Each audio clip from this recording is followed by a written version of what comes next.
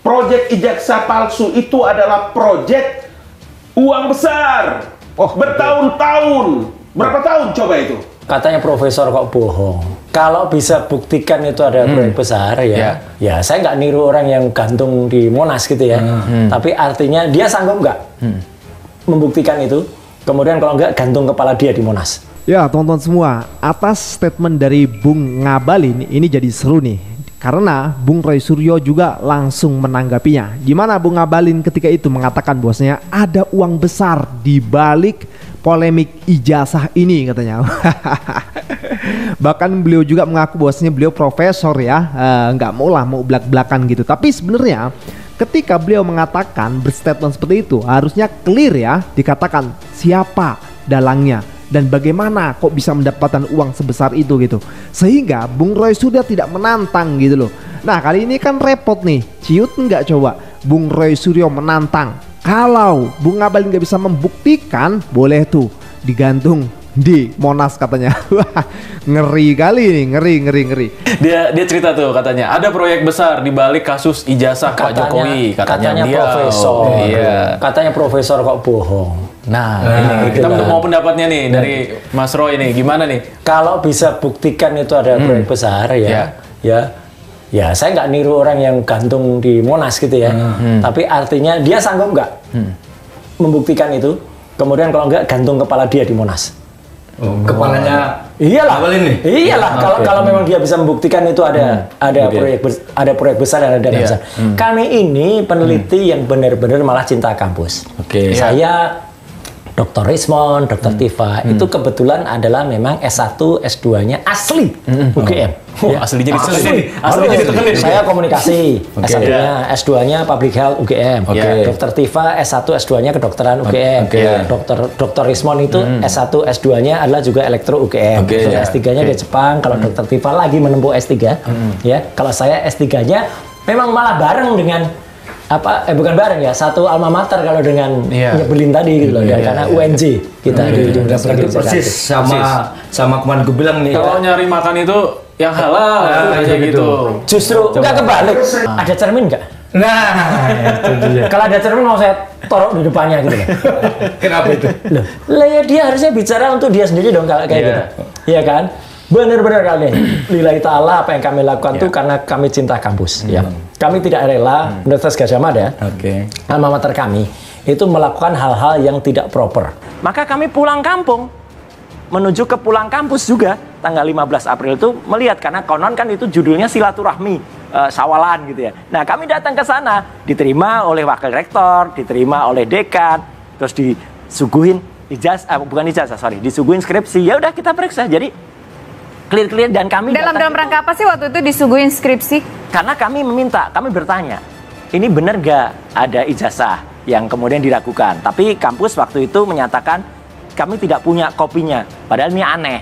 Kampus itu 2 tahun yang lalu, Mbak Tisa, itu pun dekannya Sigit Sunarta itu menunjukkan ijazah. Itu kami tanya waktu itu, ada nggak Pak Sigit anunya? Nggak, kami nggak. Ini aneh lagi ya. Sebenarnya itu dalam tanda tanya, ini nggak benar nih UGM. Terus kami minta skripsi itu, muter skripsi itu sejam baru kemudian disajikan dan tidak ada bukti lain. Terjadi efek kebenaran ilusi ini. Kebohongan yang berulang-ulang itu menjadi kebenaran. Kasihan masyarakatnya. Bayangkan. Indikator politik Indonesia itu kemarin melakukan survei itu kan 66 sekian persen loh yang tidak percaya kalau Jokowi Presiden ke-7 itu melakukan pemalsuan atas ijazahnya. Dan menurut Anda bukti apa yang selama ini tidak kuat dibuktikan oleh teman-teman TPUA? Iya dong, karena kan mereka yang menyebutkan bahwa ijazah Jokowi itu kan palsu. Kalau mereka menyebutkan ijazah Jokowi itu palsu, maka dia harus bisa menunjukkan ini loh yang benarnya. Yang ada di tangan Jokowi itu palsu. Ini loh yang benarnya. Kan begitu, dalilnya kan begitu. Dia harus membuktikan. Tidak perlu datang ke sana kemari ke Komnas HAM, membutuhkan international network, kemudian melakukan apa istilahnya itu digitalisasi untuk enggak penting. Saya itu begini loh bro, ingat ya, pada waktu saya caleg, ijazah SMA saya itu diragukan oleh KPU. Maka institusi yang mengeluarkan ijazah itulah yang bisa membenarkan Maka saya ke Makassar, ke Madrasah Muallimin Muhammadiyah di Makassar untuk bisa mendapatkan tanda tangan dan macam-macam. Ya. Sekarang UGM sudah mengeluarkan, sudah memberikan klarifikasi. UGM telah menyatakan itu semua. Apalagi? Nah, Itulah yang saya selalu bilang, masa sih isu ijazah palsu ini kok begini panjang sih, hampir 10 tahun deh. Cuma yang sampai sekarang yang ditanyakan oleh seluruh rakyat Indonesia, kenapa ijazahnya diambil 2 hari sebelum pengumuman, itu pertanyaan. Hanya ditunjukkan foto aja.